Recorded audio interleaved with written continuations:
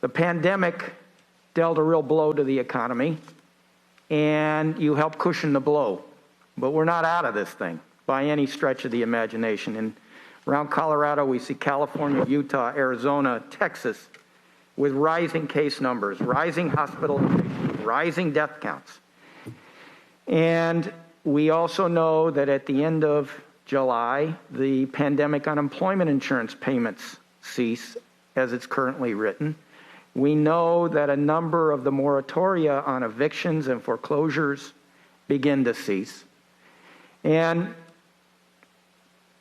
the 8 weeks provided under the PPP, certainly for those initial takers of the loans, start to run out. So I see a brick wall at the end of July.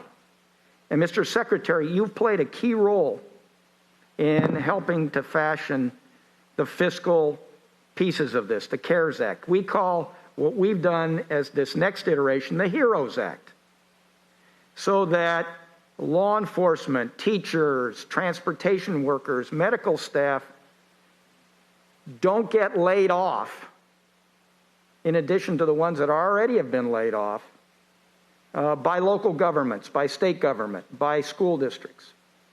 So I asked Mr. Powell a question when he was in front of our committee a couple weeks ago on state and local government assistance to backfill the tax revenue. He says, I will say, though, from a standpoint, state, local governments employ something like 13 million people. States have to balance their budgets, and revenues go down and expenses go up, and what states do is they cut costs. And we've seen state and local governments lay off 1.5 million people already. State and local governments provide essential services, as we all know, so you know they're a great and a big employer, and I would say it's certainly worth considering. If we don't do something, it will hold back the economic recovery if they continue to lay people off and if they continue to cut essential services. And in fact, that's kind of what happened post the global financial crisis. So, Mr. Secretary, as you again are sort of in the middle between the House and the Senate and the White House, I can't ask, where are you on assisting state and local and school districts to help backfill the lost revenue that we've seen hit them already?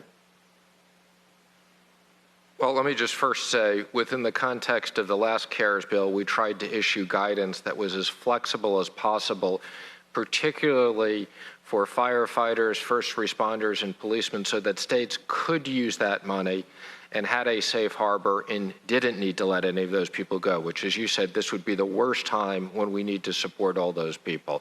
I'm committed to working with both the Democrats and the Republicans and the House and the Senate in July. As you said, we have a lot of important features that all come to an end in July. And I'm committed to continue to have these conversations and take great pride in the fact we had enormous bipartisan support in the previous bills, and look forward to working with everyone. And I would just ask you, because what we've seen is, as a Democrat, we passed this, the Senate's been sitting on it, even as time is ticking.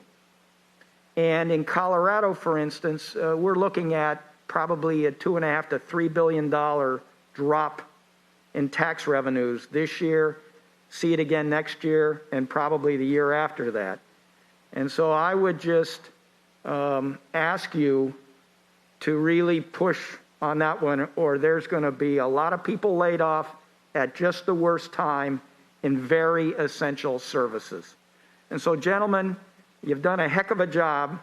You get patted on the back now, but we're still in this emergency, and now we got to focus on going forward, which is this next iteration, or there's going to be a lot of trouble come the end of this summer. With that, I yield back.